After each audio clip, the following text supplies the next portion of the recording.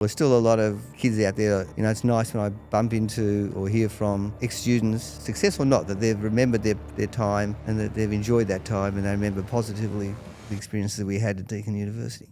What is success to you? I think it was a learn to love it experience. And there's always pitfalls that you can fall in, but then you've got no one else to blame but yourself. Number one thing if you're struggling is to catch up with people about it. Guys, before we start this episode, let me just quickly jump in here just to thank our content partners, Abodo, for supporting Better Builder. We love what these guys stand for, especially around their sustainability and biodiversity. Abodo is actually thinking way beyond just sustainability, and we know that that is important to more and more clients that builders work with. And all from a family-owned company as well. So thanks, Abodo. We love what you guys do. Now let's kick into this episode. Len, thank you for coming on the podcast. My pleasure, I think. It was like we were saying off air, it was a bit of a last-minute call-up. So I appreciate it. I think I called you at 7:30 and I said, I have a podcast at 10:30. Are you in? And you did the crazy thing and said, yeah, you're in. So someone else cancelled, unfortunately, because they had an emergency, but really appreciate you coming on. Take me back a little bit. We also just discussed that you started the business in 1985. I was born in 1986. So so you have a fair bit of experience, let's say. Fair bit. Talk to me about that. Where did you grow up first, Len? Did you grow up around Melbourne? Yeah. Grew up just down the road in Kew. So grew up in Kew, educated in Melbourne, did my construction course at Melbourne Uni from 1970 to 75, 76, whatever it was. It was a 5-year degree then. So I did construction management or construction. Then I did quantity surveying and majored in quantity surveying. And then I worked during my study time period. I was had a cadetship with the Public Works Department in the old days. They used to have Public Works Departments, the Victorian Public Works Department, which was terrific because there we mixed with architects and engineers and quantity surveyors and all sorts of stuff. But so while I was studying, I was getting paid by the Victorian government, and then I spent all my holidays, if you like, with working at the PWD, Public Works Department, through my years. And the quid pro quo for that was that after I finished my course, I owed them 3 years. They paid me for 3 years as a cadet. Okay. So I worked for them full-time for 3 years in the quantity surveying department, working on schools and hospitals and police stations and all sorts of things. They also offered a further education if we wanted it, so I enrolled in a master's course, Master's of Business Administration stuff, MBA. So I did the first 2 years of that. Then my 3 years were up, so I had to make a decision: did I stay or did I branch out? I didn't really want to be a public servant all my life. Well, that was a good life, I tell you. You had good holidays, good pay. They put you through study. They look after you. Looked after me. My mother was a teacher. And she said, it's great, stay there, security, they'll never sack you in the Public Works Department, which is not quite true these days. Yeah. Anyway, so my 3 years were up and I had to make the decision, did I stay or did I go? And by then I kept all the salary that I was earning, I put it in the bank, you see, so my mother wouldn't let me spend it, in case you never know, because if I left early I had to pay my money back, you see. So I got my first three years, I thought, great, well, I'll look around for another job. And then I went out, but with that money I went and bought my first car, a G-Pack Tirana. Beautiful. Red with the stripes, mate. Actually, it was green with the stripes. Never drove it faster than about 40 miles an hour, but anyway. Anyway, so yeah, then I applied for a position with an outside private construction company, which I got, and I became the building economist, believe it or not, building economist for this particular construction company. And I worked there. Well, we were doing subdivisions and spec homes, but we're getting into retirement villages. Retirement villages were really just starting, private retirement villages. Right. And the company I was working with had a great tract of land that they were trying to flog off, and we put together a whole submission, which we sold off to the Friendly Society. And so we ended up building, over 200 homes and day centres and bowling greens and spas and all sorts of things. And I became the development manager of that. So I was looking after that. That was a huge development. That was like $20 million back in 1979. I became, Wow. 1980. So I was development manager for that, and there I met Denis Matheson, who was in the future was to become my business partner. So he had an accounting background. He was the company secretary of that particular company. So we got a great friendship. I was into running. He was into football. So we go for runs after work and all that sort of stuff. And we built that retirement village as a company. Then that company sort of got sold off to a private entrepreneur who bought into that company, and he stripped the company from about 20 workers down to about 3 or 4. That was me and Denis and 1 or 2 others. Right. We did another retirement village or 2 up in Mount Martha and Frankston, and then we started working around. But the guy who bought us out was a guy called Pierre Loren. And he was a huge entrepreneur, a bit like a Donald Trump sort of thing. Right. And he had other properties in the city, and he had property in the country, and I became his right-hand man for a while, looking after those projects. And then about 1985, so I was still working for him, and he gave me the opportunity to, so instead of being on wages, he said, look, I'll pay you hourly rates if you want to try and do your own thing. So I said, fine. So he paid me hourly rates, and Denis and I set up this other company, which is called LBA Construction now. Originally we called it Cost and Building Developments. Why do we call it Cost and Building Developments, I hear you ask? I was going to. I thought you might. Because the thing is that, as I said, I was a quantity surveyor by training, and I would work with quantity surveyors in our construction area, and I always felt frustrated by quantity surveyors because they'd give you a budget or an estimate, and then when you go out to tender, you never could get it for that price, and then you're farting around. So I set this company up. So the cost is cost as in quantity surveyor. Building was construction in case we had to do that. And so the idea was that we set the company up, and I said to Denis, look, we'll set ourselves up and I'll be a quantity surveyor, but if we go out there and someone can't build it for that figure, then I'll build it. And that's what happened after the first job. So we got self-registered with Master Builders. Number 4604, that's my registration number, still got it, 4604. Wow. So 4,604th builder MBAV, up to now, I don't know how many, umpteen thousands. Anyway. It's like an old phone number almost. Yeah, that's right, like short. WL, we used to have our phone number in queue, WL. Yeah.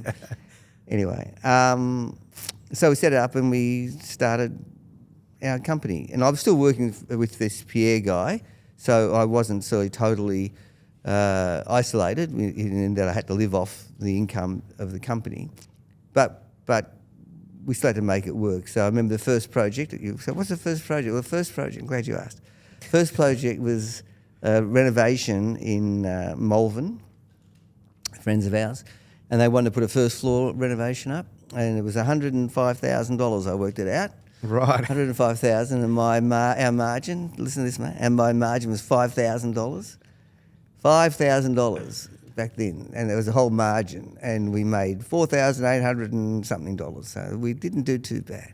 Great. You can't live on that. Yeah. Anyway, so that was 85. So we started building up our portfolio a little bit. Always wanted to do architect stuff, designed, but we're just starting from the beginning. So, I was a little bit wary of what we're doing.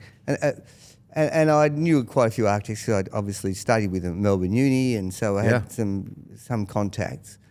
But I didn't want to use them at this stage. I was just sort of just finding our feet. So it's just me in there, and Denis, my business partner, but he just he had a full-time job elsewhere, and he would come in at nights and just start to play around with the books and the cash flow, which is hugely important. If any young kids listening out there, you need strong financial support or background, or someone who knows what the hell's going on. Cash is king. He always says from day one, as cash is king. This is how we're going to work. We must have the cash. So no matter what I'm on paper, what you're worth, it's the cash. You've got to make sure your cash flow. Anyway, so he set us up. So he was terrific that way, Denis, and that's where his expertise came into the financial and the books and the payments and the invoicing, all that stuff. And so the first person we employed was his wife, Barbara, who was our, I guess, PA, accounts manager, whatever. So there's just me and her in our front office in my place, which I've still got. And then Adam was 1 year old, who's now a business director partner of mine, ours. And he was probably just walking, I guess. And that was it. There's my wife, of course. And so we started that, and we started building up slowly. At that stage also, I enrolled in a graduate diploma of project management at what's now Victoria University. Back then it was Footscray Institute of Technology. So I started doing that part-time. So we had one baby, another baby coming, we were studying, set up a new business, working for Pierre. So it was a fairly busy time. At that stage, I didn't feel overwhelmed, but it was something just to build up the business. And that's what we did. So by 1990, so I set the business up 85. We were doing the business, I was doing the extra study, the kids were being born. And by the end of, before 1990, whatever, I had the graduate diploma of project management, I had 2 years at MBA, I had the QS, I had the building, I had all that sort of stuff. We started to start a business. At the very beginning, well, what do we do with the business? Like, I had to employ somebody to do actually the work, so we had to go out and find a couple of good, reliable trades, and they were mainly, we sort of focused around getting good, strong carpentry background individuals. So one at a time, they became our site managers, and I would manage the project management and the project and the pricing and all the contract admin. And we sort of built sort of from there. But we were still fairly small by the time by 1990. Then, as fate would have it, yes, you said, what is fate? So fate was that when I was at the Public Works Department, I met a guy called Jim Smith. Jim Smith was from England, and he was a bit of an academic. He was a quantity surveyor. He always was looking for academic roles, and he ended up, back in the 80s when I met him, anyway, he got a role or a position at Singapore University or whatever it was. Anyway, he went over there and did some work in education, academia. Anyway, long story short, he was brought back to Australia by Deakin University. Deakin University was just starting up their construction course. It was actually going up to that stage, it was sitting with the engineering. Now they wanted to have it with architecture and construction. So Jim was brought in to run that particular part of the department. Right. And Jim Smith decided he wanted to get practitioners to help teach the kids. So it was a full university course. So he contacted me and he said, would I be interested in becoming an academic for a while and teaching in the course at Deakin University? So at that stage, I had a construction company going, just finished all the rest. Didn't of have the much stuff. going on at that point. But I thought it was $12,000 a year, mate. Whew, that was big bucks. They would pay me part time. So I agreed to go in. I had no idea, like I wasn't a teacher, but my mother was. So I knew a bit about what to expect. But I kind of like talking, and I don't mind education. So I took the role on. A 0.5 position, so which was good. So I started teaching at Deakin University. I taught there for about 15 years, from about 1990 to 2005, and basically built my business on the graduates and the students that we were teaching at Deakin University. I was teaching the double degree course, in the construction only, and in the architecture and construction course, and I taught a subject called Project Management 2 and Project Management 3. That was second and third year or second and fourth year subjects. And as we got a little bit busier, because the construction company was still going, I started looking around for students that might be interested in work. So I picked up a guy called Brad Nash. So he was my first professional employee, apart from the tradie boys and Barbara. And he was in my final year when I was teaching. When my first year started, he was in that final year. So he came and joined me, our company, and the second person I employed was Simon Matheson, who's now the other director of our company. That was Denis's son. So Simon is interesting. He's a bit of a footballer. He's about 21. He's about 6'6", And, you know, he did a bit of commerce, but he didn't know where he was going in his life. And his dad said, no, you know, what are you going to do with Simon? And I said, look, he might be interested in doing this course down Deakin. It's a management course. It happens to be construction management, but it's management. So I sat down with Simon. I took him down there to have a look. Oh, I don't really want to be a builder. You know, I don't want to be carpenter. I want to be... So it's not carpentry. This is management, project management, construction project management. Anyway, he did this. He did the course. We employed him, did the course, and he's a gun. And so that was the second guy I employed. Then we started building. To be fair, we started building the business on the back of my relationship with Deakin University and the students that were coming through. So then we moved out of my home and we moved to another little office and we started filling that up. And so we basically moved. We went 1, 2, 3. We moved 4 times from my place to a small little office in Melbourne and a bigger office in East Melbourne. And then we built, in 2005, we built our own office in Caulfield where we are now. Cool. And that was the year 2005 when I sort of stopped Deakin teaching and became more full-time in my business. I was full-time anyway. But doing a bit of But by then two jobs. we had probably 15 guys in the office, probably 15 or more on sites. So we built the business to pretty reasonable size. As Denis would always say, he used to say it takes 30 years to become an overnight success. So we're 40 years, so we've got 40 years to be an overnight success. Anyway, so that's how we built our business, and most of the students we employed and graduates were, a lot of them had double degree, so had the architecture background and the construction, and that was really important because we wanted to be architecture focused. Yeah. And it's a great advantage to have people in there who can understand design and have a feel for design as well as a feel for construction. So how did we get into the sort of high-end residential market? That's another sort of tagline. So the first guy I employed was this guy, Brad Nash. He came, he started working with us, and he says, look, you know, we're building stuff out in Waverley and Mount Martha and stuff. Why don't we get into the area where you know the community and they're doing really nice stuff? He said, I've noticed that this architect and that architect. So this is, again, young blood already. And this is where our whole business is based on young blood. And he comes and said, look, I reckon we should go out there and talk to this architect, that architect, this client. I said, oh, Brad, I don't know if that's what I want to do. So he pushed me and shoved me. He said, come on. And to be fair, on the back of him pushing, we went and saw some architects and some clients. And so then we started getting into the sort of upmarket residential architect design projects. So it was on the back of that urging. And we sort of been, and Brad worked for me for quite a while. Then he got a position overseas. We had a few contacts with some big companies by then. The Spotlight Group, who do, they're big in New Zealand as well, I think. So we got to know that family.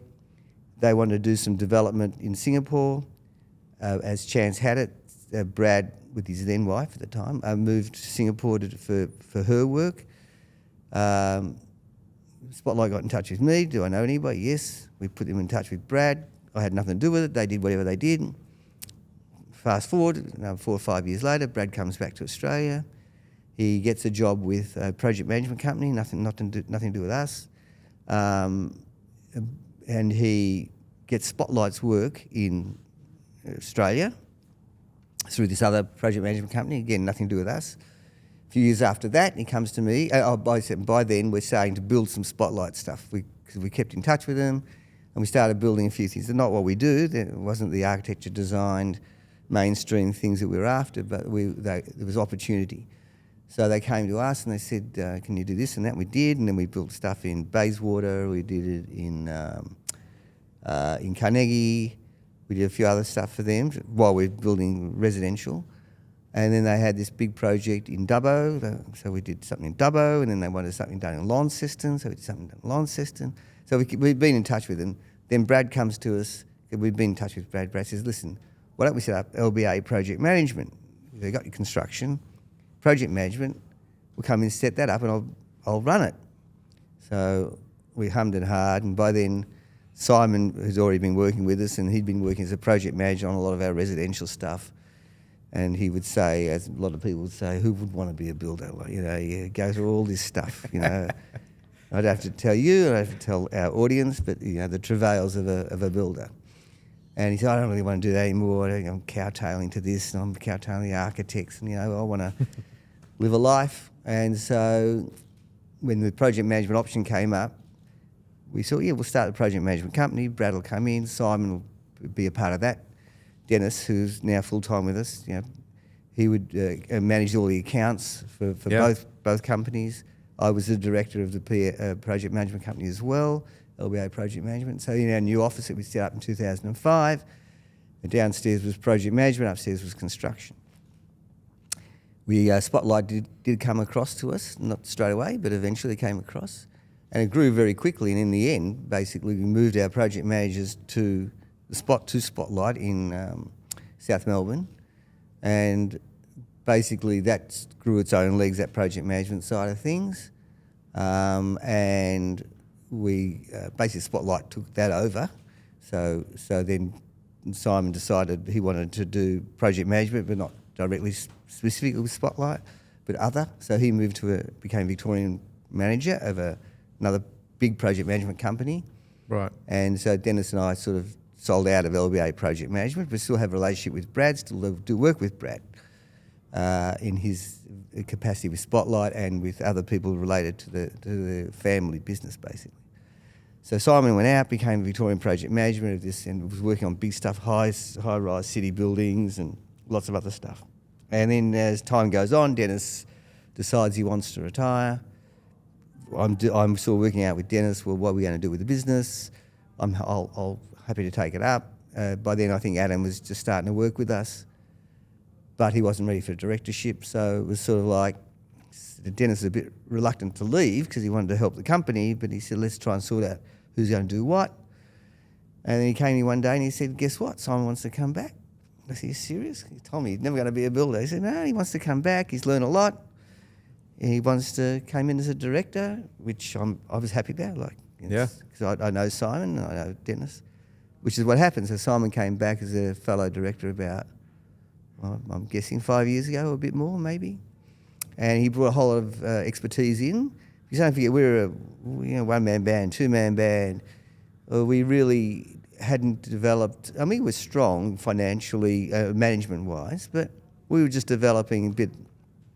I won't say ad hoc, but fluidly and exponentially, and as new people came in, like we've had some unbelievable people work for us. People now who are running multiplex and all over the place. Architects have got huge practices, and a lot of them cut their teeth as coming through. People who work for Grollo. Anyway, come through our little organisation, but we weren't really structured the way it was fluid, and we were structured enough. But anyway, the point is, Simon's come back in, brought a bit more strategy into the company, and that's where we are now. So now at this stage, we've still got lots of challenges, but now we've got about 30 people theoretically office, about 50 odd people on site. So we've got around about 80 odd people in the organisation, and so it's not what we started 40 years ago. Yeah. So it's sort of like it sounds to me like it's a very competent. You sort of run it like a family business almost. Obviously, extremely competent. Simon's brought in like real corporate, a bit more corporate structure. That's amazing. I mean, it sounds to me like you and Denis, because we're like the foundations right from the beginning. But it is very interesting. It's very different to other building businesses who may start from the trade up. Yeah. You guys have. It's almost like, use the analogy. The taller you want the building, the deeper the foundation's got to be, right? And it almost sounds like a bit of what you guys did, because you had the accounts, which is extremely important because you're talking about cash flow and the importance of having that. And then you, with your background in quantity surveying, a very important aspect, making sure you can price a job effectively and you're going to make your profit that way. So you guys really built it more on the professional services side rather than the building side. Yeah, no, it's interesting because having spent my time at the public works, I spent 3 years as I was studying and 3 years when I completed, so 6 years. And that's all I knew, is how to run a project, was to run it on a commercial basis. So, I wasn't a carpenter. In fact, I'm pretty pathetic on the tools. My wife's 10 times better. But I was really into figures and accounting and cash flow and management, and I have a very strong want to work with people and to develop relationships and to have long-lasting relationships. So I think that's really important in construction, or probably anything, but in construction you got to, and I'm not talking about just clients and architects. I'm talking about our labour and our carpenters and our subcontractors and everybody you deal with is, you got to say, well, put yourself in their shoes, and how would they feel, and what do they think, and how would I think they would think, and all the rest of that. So so back to how we did the business. So even the first 1 or 2 jobs we did, we ran meetings. Like, I know small business building companies often start off, and the chippy does this, and he has a few ad hoc meetings, and from day one, we always ran meetings, fortnightly meetings. We always did minutes of meetings. We always did programs. We always did some form of quality control. And at one stage there, it was quite interesting. But by the time we got a few projects going, and Simon, when he was working for us, said, I went down and had a coffee, and he said, there were 3 ladies sitting there, 3 of our clients, and they're all comparing their minutes. What do you have to do this week? Oh, I have to select my tiles. What do you have to do? Oh, yeah, I've got to, go down and look at the carpet and so that at that stage, we're talking, the late 80s, early 90s, really. I guess residential builders weren't. They're big residential builders, but they weren't that orientated, And I think your clients like that. They like to know what's going on, when it's going on, what's going to cost, what do they have to do. They like to buy in, and we want them to buy in. So I think that sort of created that atmosphere of that's what we do, and that was expectation of how, and that's what we wanted. We wanted everyone to buy in and be a part of the process. Yeah, and we wanted. You go. No, I was going to say, it just sounds like your foundations were just solid. In terms of from day one, you wanted to make sure that things were done right from your professional background. In terms of the hiring and bringing people in, you mentioned before you appreciate youth energy from young guys, ideas. You're talking about Brad with all his ideas, and guys, and girls as well, obviously. Talk to me about the importance of attracting good staff, attracting good team members, and sort of cultivating that good team culture, I guess, from your point of view. Yeah, So I suppose every company or every organisation has its own culture, and we all like to say what we do and how we do it. And I think we can confidently say in our organisation that our culture has developed over that period. It's always been the same, though. Be fair, be honest, be respectful, know your work, don't turn up to somewhere that you don't know the project. I mean, one of the early lessons I think some people learned, we had one of the first big residential projects we're going to do was a house in Caulfield, and I had a young kid working for me, and we're doing a bit of an estimate. And I said, look, tomorrow we're going to go see Mr. X, the client. He lives at the moment in Baldwin. The site's in Caulfield. I said, have you been past the site? Have you seen where the house is going to be built? He said, no, they're all got, I said, go past, have a look. Well, it's an empty block. I said, go past and have a look. So he went past, had a look, and we had a discussion. That night we go see the client. Goes through we talk about budgets, pricing, because we were tendering at the time. He said, have you been to the site? And I said, yeah, I've been to the site, and I talked a bit, this fence is that, and you got the water meter there, and you got such and such. And the other kid said, yeah, and he said, didn't you been to the site? He said, yeah, I went there, I saw this one. We got the job. And when I spoke to the client about it, I said, oh, God, that's great, got the job, fantastic. He said, can I tell you something? I said, well, he said, the other builder hadn't even been to site. I said, oh, really? So, you know what I mean? Like, it's just those little things. What would you expect if you had someone looking to build? You expect they would have an interest, have a passion. So I think it's always been like that. And so the people we employ sort of understand how, and that was not just me, that's Denis as well, like that. We were always open, honest, transparent, inviting, I think. So that's how we built our business. And you know, we've had people come and go that may not fit into that mould. They might say we're too soft. They might say we're not professional enough, or they don't know what they're going to say. But the basic is you got to be honest. You got to be respectful. You got to do your work. You got to be prepared. You got to stand up and say, well, I'm wrong. Am I wrong? And I'll get it right. And yes, we've fucked up. You can swear on here, it's fine. We mucked up and we're just going to get it right. It's our problem. And again, we're doing work for clients that said, you know, why are we using you again? No, remember that time you said such and such? I said, no, I don't remember that. He said, but you did. You said it was your fault, whether it was or wasn't, and you accept responsibility and you fixed it. You didn't bitch. You just went on and you did it. And that's why, you know, I'll go on and on, I'm sorry. But no, that's good. And so the younger guys coming through and girls, I sort of put girls I put men and women under guys, but the young crowd coming through, how do you see the future of construction with all the young people coming through? Are you optimistic in terms of where they're at? Do you find that, you know, what are sort of the pros and the cons of some of the younger guys and girls coming through?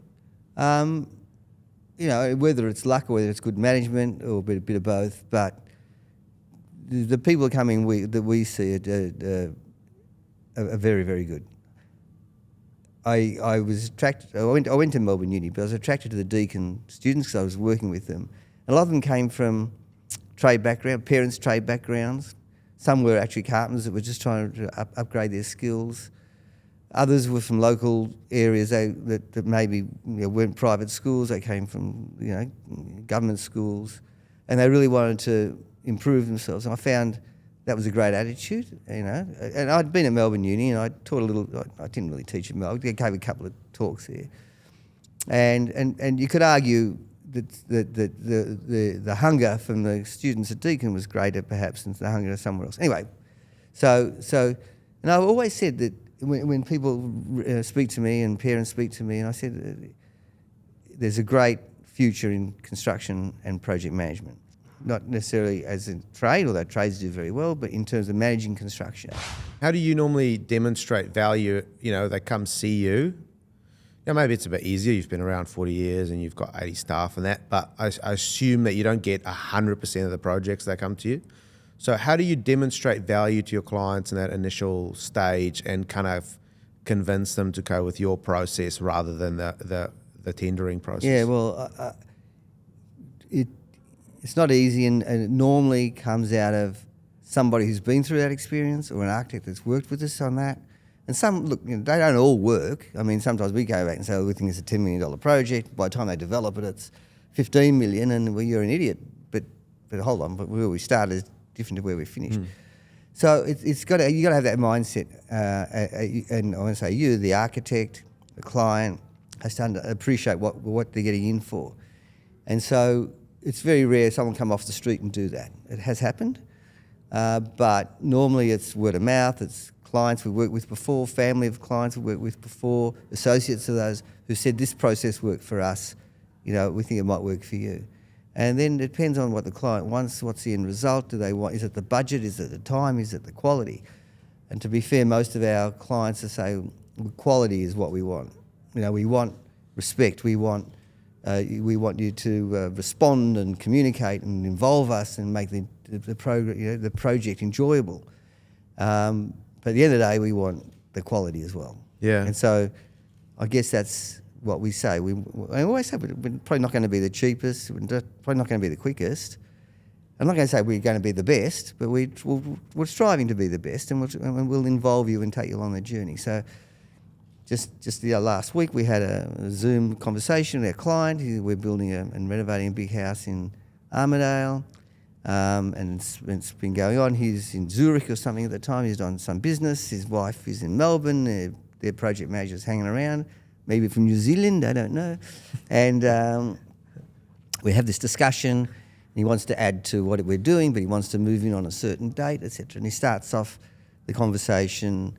He said, guys, I want to first of all, I want to tell you it's a great experience. I mean, it's everything I'd hoped it to be. Len, when I first met you, you told me this is the experience we're going to have.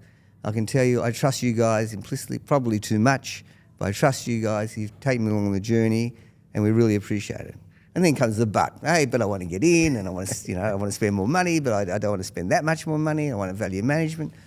But that's what I'm saying. So, that it's so important to get the trust and show that you got trust. If I say I'll be there tomorrow, I'm there tomorrow. Or we'll give you a figure for something. If I don't know, I don't know. But I shouldn't say I. But if we don't know something, we'll find out and we'll tell you about it.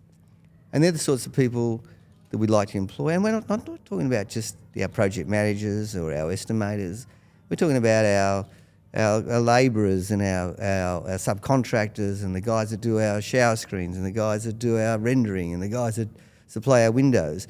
We've all got to get on that same page because we're all working together to deliver a project to the benefit of everybody, not just individuals. Yeah. And I think you've got to approach it like that. When you're in business, you can't say, I'm going to screw the plumber for this, I'm going to screw the electrician for that, and, I'm going to make an extra $1 out of this.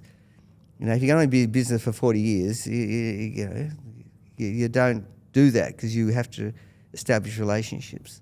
And I think that's super, super critical. Yeah. So how many projects would you guys be working on at any point in time right now in construction?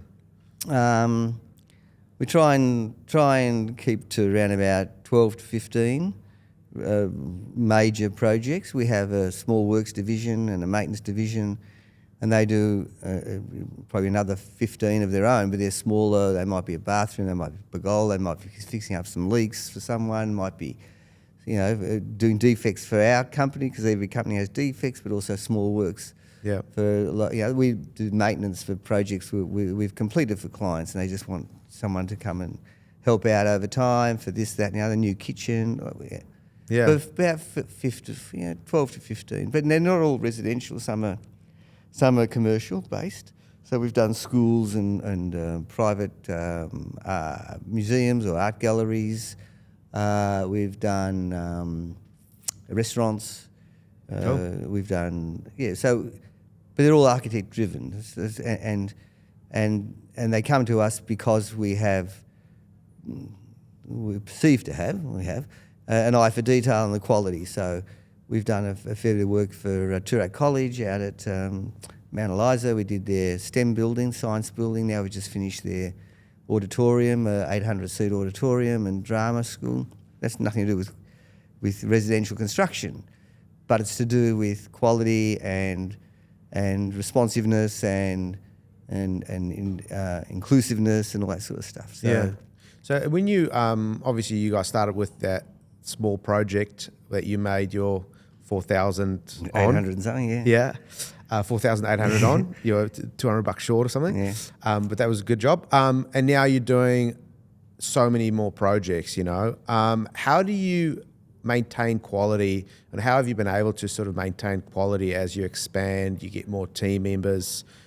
Is it very much a culture thing? Is it a documentation thing? How do you guys make sure that things don't fall through the cracks as you grow? Well, things do fall through the cracks. That's how life is.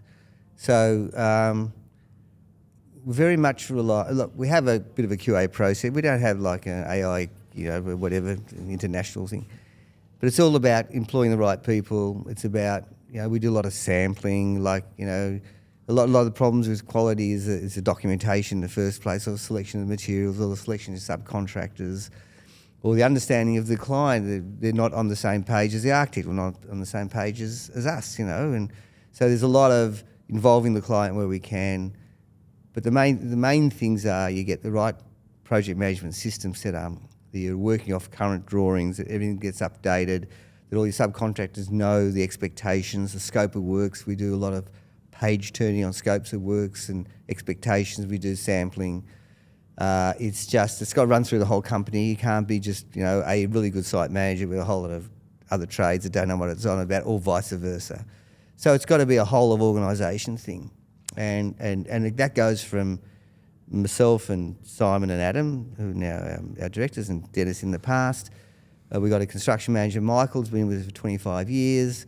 But everyone that comes in, our construction managers, our project managers, we're all pretty much on the same page, I think. Yeah. So it's all about, and talking about trades and telling them what the expectation is. Yeah. But, we have bugger ups like everybody else. We've got to fix and Learn as you go. we learn as we go, and we're learning every day. And the the buildings now are a lot more complex. The architecture is probably, well, it's more complex, but it's less buildable. You know, everyone's having problems, as we all do, with water and ingress and buildings that aren't designed appropriately and details that aren't appropriate. So we're trying to do our own waterproofing manual because it's a pain in the neck. You know, there's no inspections on waterproofing there. You have inspections on frames, and concrete engineer comes, and no one wants to be a waterproofing expert. They'll sell you a product, and they'll warranty their product, and yeah, if something leaks, they say, oh, here's $100 to get another bucket of stuff. So like so it's, and now we have we just employed basically the guy who helps us with our OH&S and our quality. We got HR, small HR division. We got an estimating division. The estimating division, when I say division, there's 3 of them in there. We got a young lady who's unbelievable. She again got the double degree, architecture construction. She helps them put together our cost plan. She runs our ECIs. She meets with the clients. She knows her product. You know, we say, oh, we're thinking about this spa or that spa. Well, we've just used this spa here. You know, everyone's into wellness centres now. I hope you enjoy wellness centre. Everyone's doing wellness centres. Hot baths, ice baths, saunas, infrareds. You know, so the knowledge that we build up within the company and then is displayed to our clients, I think, is part of the quality of what we can offer. But then the production at the other end, I think we've got, you know, I mean, a lot of the feedback we get from our clients and that is that we really admire what you do. Like even our neighbours say how tidy you keep the site. You know, sure we'll have people that don't think that, but generally that's what we try and perceive. We keep a tidy site. Our guys are polite and respectful for our neighbours, not because we ask them to be, because that's the sort of people that they are. So yeah, I think. So you've run the business now for 40 years. It's a long time. You learn a lot of lessons. I'm not going to ask you necessarily what your biggest lesson has been over the years, but maybe you can think of something. You know, what are some of the biggest sort of business lessons that you've learned now that you look sort of, you have a bit more 20/20 vision and hindsight, right? And you have a longer sort of runway of data. What have you learned over the years that maybe the younger guys and girls don't, maybe don't quite get? Well, communication, respect, want to produce the best you can, documentation, document what you're doing, and then nowadays it's so much easier, you know, with iPads and iPhones and videos and that. But be very specific about information you receive, how you've built something, keep a full record of that, how you got to where you have a strong relationship with your trades and your suppliers, treat them as you want to be treated, not how you think someone else wants them to be treated. Feedback to your clients, feedback from your clients, good or bad. Respect your architects, but also inform them. They want to be informed. They don't want to design something that's going to leak. They don't want to design something that's too hard to build. They want to design something that's over budget, and then they won't have a project because it's all over budget. So work together to deliver the best product you can. Always be prepared. You know, it's an old saying, but be prepared. Last week we had a in-house review of our management. I don't know if you call it review, but we had a third party come in and they do this leadership thing and they work out your personality thing and they give you colours. Have you been through this thing? Yeah. There's a few of those things around. It's quite interesting. It's quite good, yeah. So we put our team together and we do all that, and we got a really good split of the reds, which are the leadership and the gung-ho, and the greens and the blues, which are me. Oh, huffy puffy, you know. And somewhere along the way, you know, you get a really good spread, and you need the people that drive and have leadership. And you need the people that have empathy and want. So, but I think that's super critical. And then you got to read the room, understand what your clients want out of you. And all clients are different, and some don't want all the bullshit. They just get the job done, get it done, rah rah rah. And they're probably more your commercial-based guys. You got to be careful of that, because they'll say, "Get that done, rah rah." The guy, beat his chest. Rrr. This is how you do it. But the wife will say, "That's not what I wanted," Oh, but I just saved you $50, say the husband. Oh, I don't know. So read the room, understand what your clients want, and respond to them. Like just now, I went to, I don't want to say, but anyway, a client meeting, and they were getting a bit agitated because our project managers were saying, well, that's going to be variation, that's going to be extension time. So you got to read that. It doesn't have to be, yes, it might be a variation, but there's ways of presenting that, there are ways of working together. It doesn't have to be a variation if you do this instead of that. You know what I mean? Like, just work with them. Don't just say it is what it is. Don't tell the truth, but say, we can solve your problem. Another example. So we did some work for very wealthy clients. They wanted to build wanted to say a speculative house, but they had a property in Toorak. They owned that land. They wanted to put a house on, and they wanted to build a nice house and possibly sell it, which they ended up selling, but they were still debating. And they'd already renovated their big house, or built a big house and renovated a big house on a neighbouring block in Toorak. And their experiences with the builder there was a bit like I just described, the variation and extension of time, and if you don't make up your mind tomorrow, it's going to be this, it's going to be that. Then we started building this other house for them. So we weren't the builder of the original house, so we're different builders, same client. Same client comes in. And she told us the other day, she said, I was prepared, because we're building other work for them now. She said, do you remember our first meeting when we first built? And I said, yeah. She said, I came in there prepared. I put my armour on. I was ready to fight, because every builder, our experience was, you fight with the builder. We can't do this, we can't do that, we can't do the other. She said, I was ready to fight. She said, I'm talking about a high wealth person. I was ready to fight you guys. He said, but I said, I couldn't, because the first thing you said, well, there's this issue with such and such. Right, here we go, she says. But here's the 3 solutions. This one we can build quicker and it won't cost you any more. In fact, we'll save you a few bucks. And that's how we went. And we involved her and she said by the second or third meeting, her armour was off. She was embracing the process, enjoyed the process, and we still build for them 10 years later, 15 years later. We're doing other work for them, different work. It doesn't matter what sort of work, but bigger work. So I'm just saying, it's all about that. Another anecdote, if I may. When we started trying to get into this, so Brad, who was working for me, said, let's get into this market. I said, I want to. He said, come on, let's talk to this architect. So we got involved and we priced a house, whichever suburb, Armidale, wherever it was, for a particular client. We were pricing against a builder who was bigger and better well known. We priced it, we met with the client, we spoke to them, we gave them the love of the project, of the estimating process, and we asked lots of questions. At the end of the day, our price was, I know it was higher or lower, but we didn't get the job. And I went to the other fellow, and the client ran up and said, oh, look, we just gone with this other builder because he's a bit better known, and they were a young couple, and our parents were a bit concerned, but fine. Fast forward 12 months, there's another project, we go and have a look at that, we go do the same thing with this client, price it, and we win the job. And then the client comes to us, oh, you won the job. Oh, that's fantastic. And apart from pricing out, and said, and you know why you won the job, apart from all the other stuff? I said, no, I said, because we spoke to that other client that went with the other builder, and they said, this other builder's not what he said he would be, and they loved the process that you guys went through and would have wanted to work with you, and if they had their choice again, they would have worked with you guys.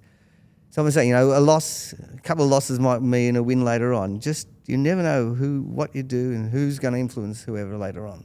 Yeah. Sounds like, what you keep saying now, Len, is it sounds like people skills, having some emotional intelligence, all that, in being approachable, being, solutions orientated, being positive, just that sort of relationship aspect is a really important part of building a successful business.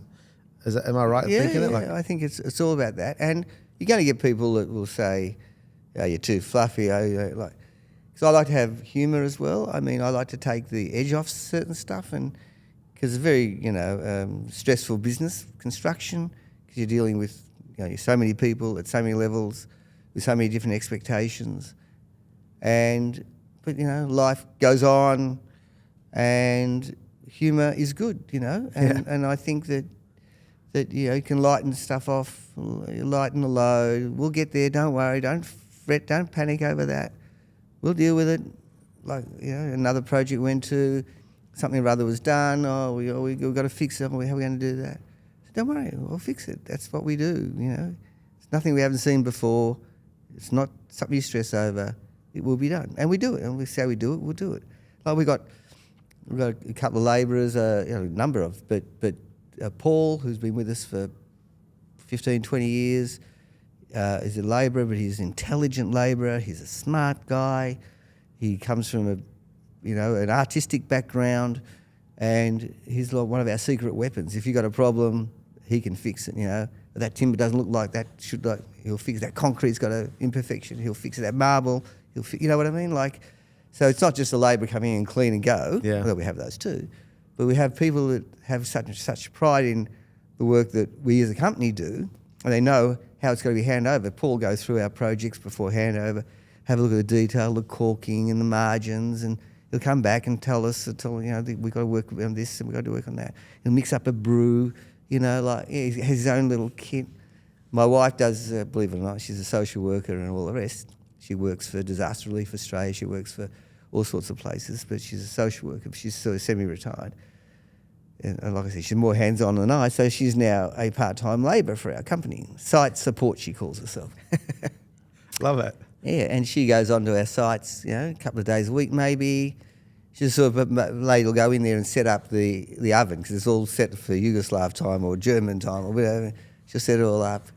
And I think clients like that. But it's not that that's a selling point. I mean, it's just that's how we are. Like we are prepared to get involved, and it's a family business, like you say, but we have no airs about it, and she's just happy to go in there. And That's so cool. sometimes I don't even know she's she's related. and she just does it, and they say, that Yvette, she was pretty good. Where'd you get her from? I don't know, just Around. about 45 years ago. Anyway, I'm just saying. So I think with that, and so that influences how I am too, because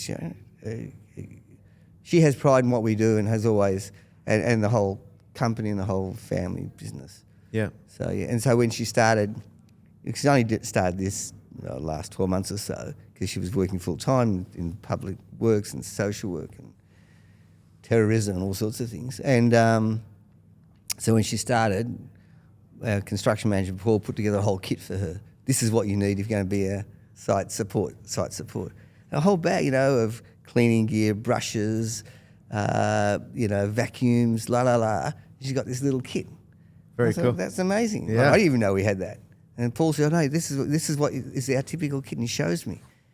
He says, "I've built that up over the years, so I know when I get there, I know this is the sorts of things I need." Anyway, So he takes pride in what would deem to be the lower end things, but he does it brilliantly, and he takes pride in it and has passion for it, and that's absolutely. fantastic. And he talks to our construction managers, our site managers, and he consults with them. I think we should be doing it this way, and look, to protect this better, we should have this, and he finds things and he researches, and he understands that when this is a finished area, we don't want fingerprints on it, and we don't want muddy boots, and it's not just him. It's like The details, the small things, that's important. Yeah. And OH&S, and I think we should do this better, and we do have an OH&S manager now too, and he's not the sort of guy who's going to go and belt, it wouldn't fit into our organisation. He has come from a commercial background, but we interviewed a few people to make sure that person understood where we came from and what we're trying to deliver. Yeah. And so, and the feedback, and it's only been going about 6 months, maybe more, but the feedback from the site is, we're not trying to belt something down their head. We're trying to say, this is best for everybody. It's best for your health, best for our health. And this guy, Matt, is delivering it in such a way they're all buying in, rather than saying, that's no bloody good, you better sort that out, and then I'm going to close the site until you do it. Hey, this is how you can do it. Let's do this together. I'll come back tomorrow and we'll go through it again.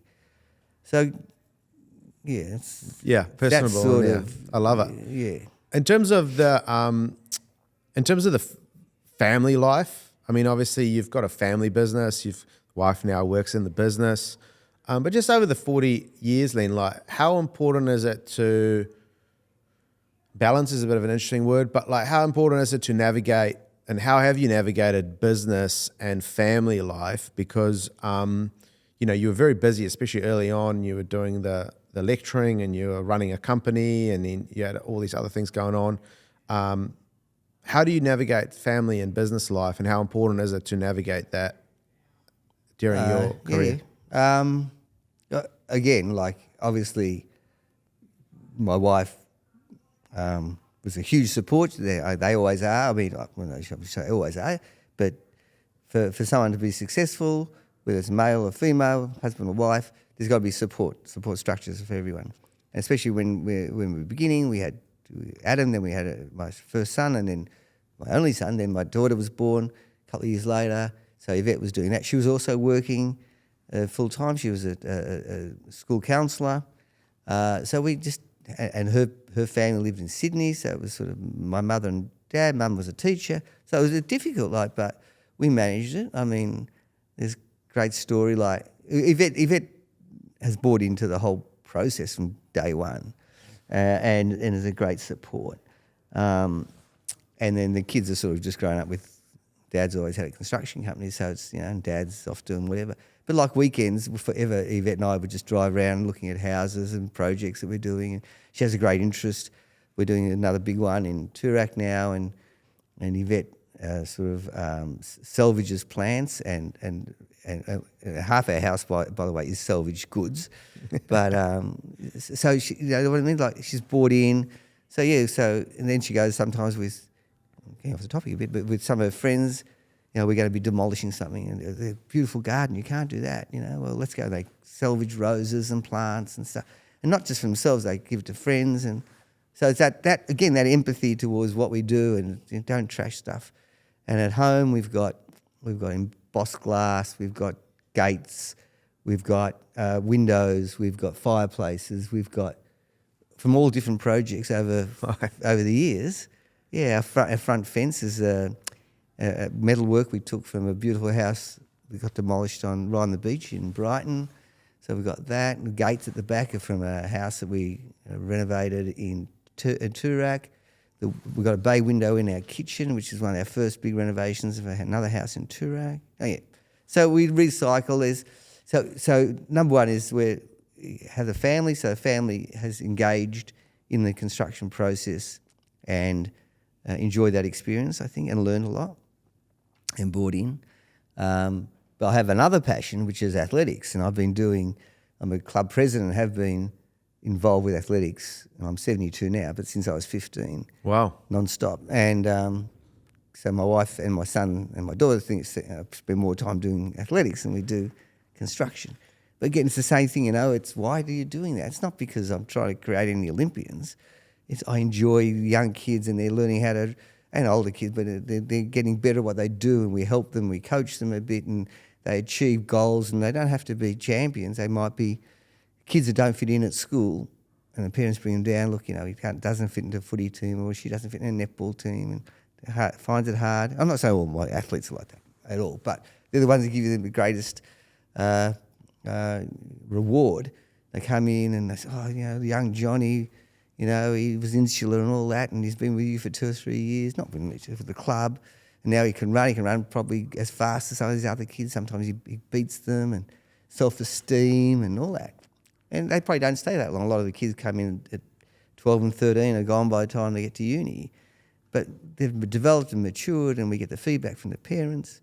And it's a similar thing, like you do in construction, you get feedback, you get positive feedback, and all the crap you have to go through, and all the hard times, and all the cash flow and health and safety and and bloody administration now. Insurances have gone crazy, and they can affect your business. Yeah. And we still have to work with that. And no matter how big you are, we're fighting insurers now because it's difficult. You put that in perspective, it's difficult. But when you say, look, if a client comes to us, love the house you built, I've been to this house you built for so-and-so and love it. And it gives you some pleasure, It mightn't give you financial security, but gives you a pleasure. Yeah. And I think that's one thing I enjoy so much out of what we've done over the years. Yeah, I think it sounds rewarding. And just finally, we're just coming to the end of our hour. It goes pretty quick, right? Now that you're looking back 40 years, what's your definition of success now? Success. Well, I'd say success is my financial success is only that I've paid off the house and I put the kids through school. That's the main thing. That was our goal from the beginning, to make sure the kids had an education and that we didn't have too many debts when we got to this age. And apart from the construction company, which is a big burden, the financial side of other things, we've sort of got that done. So, what was the question? What's your definition? What's your definition of success now? Looking back, Okay, success is self-satisfaction, self-reward. You've still got the family together. We're still all talking. We're still working together. You've got clients that want to use you, and their kids want to use you, and then their kids want to use you. So we've worked for generations, 3 generations, the same family. And that's hard, because you make mistakes and you make bugger ups, and sometimes they go away, but then they might come back. And I think that's, and just pride in saying, well, we built that. I remember one of the first jobs we did, and it never really, one of the first jobs that we did was another little renovation in Elsternwick or something, and we were doing it, and it's for a family I still know. And they were a very young couple then and had a little kid, and they were just renovating. And I said, one day, I said this as a joke, I said, one day you'll say, you know who renovated my house? Len Bogatin, LBA renovated my house. And they laughed. And I don't think it's ever, I don't think it's ever been used to my advantage. But I remember saying that, and they laughed. And I still know them, and I'm not necessarily building for them, but and I thought that I was being a smart ass. But some people say that now, who built my house? Yeah. So that's kind of nice. Yeah, that's great. I think it's a great place for us to finish off the interview. Len, I've got a few rapid fire questions for you before I let you go, if that's okay. It's just a quick answer to the question, and then I'll let you go if that's all good. Feel free to pass if you don't want to answer it, or just lie if you want as well. So that's fine as well. Okay, so just remind me, how big is your team? There's about 80 of us. Cool. What's your how many projects did you complete last year? Probably last year about, I think, just trying to get this right. I know one year we completed like 12, and the next year was like about 3 or 4. Most of our projects take 2 to 3 years, depending on the size of them. Sure, we've got ones that we do in 12 months and 18 months, but most of them are 24 to 30 months, I think. Yeah. So they don't always finish. And that's one of the other sort of challenges. Sorry. No, that's fine. One of the challenges in construction is to be able to manage your workflow, that when one project finishes, another starts. And of course, it doesn't quite work like that. But that's one of the big challenges. How do we manage our manpower and our cash flow to balance all that out? And that's why doing ECIs, early contract involvement, is a factor that helps reduce that risk. So we always trying to have something in the pipeline. Not that we can determine when it's going to start necessarily, but at least we are talking projects, not waiting for an architect to ring and say, do you want to tender this? Yeah. So, yeah. We generally ask, you don't have to answer this, but we generally ask for turnover range. So 1 to 5, 5 to 10, 10 to 15, 15 to 20, 20 to 30, 30 to 40, or 40 mil plus. 40 mil plus. Cool.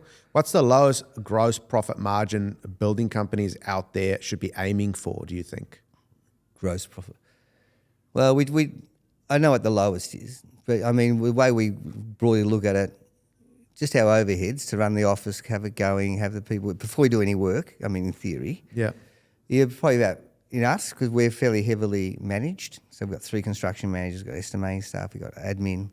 So you need probably 5 to 6% just for overhead. So that's overhead. And then, and so you'd probably go for a gross, we'd like to get 10%. On bigger projects, we're happy to have a bit less if we can, because we also look at what we're going to get per month per project as a margin, and that's important. So if you're doing a 20 million project versus a 5 million project, so 5 million project might still take you 12, 14 months, and a 20 million might take you 2 years, but only twice as long, but it's 4 times the turnover. So, therefore the income per month is a whole lot different. So you look at it both ways. Look at it because gross margin, we'll also look at income per month per project. Okay. Quantity survey or price yourself? No, we price everything ourselves. Because you're your expertise. Free quote or paid quote? Free quote, free first cost plan, but after that, if we're involved, then they pay a fee and we value management and we do further estimates and details. Okay. Fixed price contracts or cost plus? Generally, a bit of a mix. We have this discussion in the office, is it cost plus, is it managing contract, is it construction management? We call it managing contract, where we will, so probably half our projects are that, if not more so, we will do the budget estimate, do a detailed budget, which would go to the market, and so there's all facts behind it and statistics behind it, and then we agree a figure, and then we manage against that figure as a managing contract. Cool. Would you rather have a beer with an architect, a subby, or council member? I'm fluid. I like the subbies and I don't mind the architects. Yeah. The council member? Very rare. Although some very good, not so much council members, some good building surveyors, good consultants. Yeah. Wine or whiskey? Neither really. More wine than whiskey if I had to. These days, builders, building business owners, the young guys coming up and girls, are they too impatient? Are they forward thinkers or are they hard workers? Well, the ones that we're employing are hard working and forward thinkers. I mean, you do have the other, and they've come and gone. And one of the other challenges is, what is the market paying for all these people? And one of the challenges I think we have, and other theoretically successful companies, is that they try and poach your people. If you work for LBA, it's like we get certain people from other companies too. Oh, you work for them and you work for them for 5 years, 10 years, you learn so much, you'll have contacts, you know what they do, so they'll offer. Yeah. So it's a matter of how do you keep your good people. Yeah. It's always a challenge. Yeah, for sure. On that note, are you too nice or too mean to your staff? We're never mean. So I don't know about too nice. I'd like to think I'm too nice, but then we have others who are a bit hard-edged. Awesome. Last question for you, Len. Did you have fun? Here? Yeah. Cathartic. It was very cathartic. Yeah. Cathartic. I'll look that word up when you leave. But I really appreciate you coming on today, and I think a lot of the younger guys and girls coming through would have got a lot out of that, and so I really appreciate it. Thanks, Len. There's still a lot of kids out there, I call them kids, that I taught, like Simon, who's 50-something, Brad, who's 55 plus, and that's another thing you get great pleasure out, just like with the athletics club and seeing these kids develop. It's nice when I bump into or hear from ex-students who still remember me. I sometimes remember them. I remember their names. I don't necessarily remember faces. And that they've, successful or not, that they've remembered their time and that they've enjoyed that time and they remember positively the experiences that we had at Deakin University. Yeah. Well, that's success right there, right? So yeah, appreciate that. Thanks, okay. Len. Thank you.